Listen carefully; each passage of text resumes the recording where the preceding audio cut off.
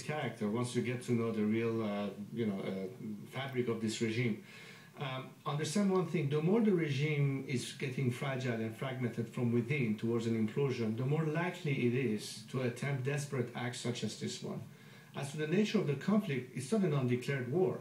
Long has Tehran had the ambition of expanding by means of exporting a revolution with an idea of regional hegemony under some kind of a modern-day Shiite caliphate, which is obviously at odds and directly implicates Iran's conflict with Saudi Arabia, which is the exact antithesis in the sense of the Sunni world and its leadership. As such, they can't both live together in the region from Tehran's perspective.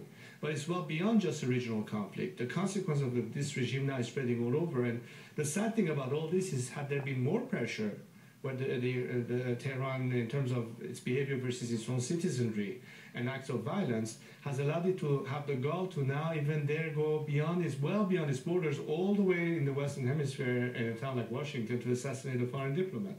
This is getting outrageous. And the other influence, of course, is the Arab Spring, or the uprisings in countries in the region. Iran and Saudi Arabia are both jostling for influence in those countries, aren't they? Well, look, irrespective of certain governments, the truth about this movement is that today we have a generation across the Islamic world that can no longer take no for an answer. It's a demand for aspiration to democracy, freedom, and self-determination. Whether in Yemen or in Turkey or in Syria or in Libya or in Iran or in Morocco, the whole point is that there's a new generation that is now in play. And in fact, if you look at the Green Movement in Iran and its impact on the streets of Cairo back when it started, they were sort of inspired by what happened in Iran and perhaps vice versa. Iranians today are following very closely what's happening in our close neighborhood in Syria, for instance.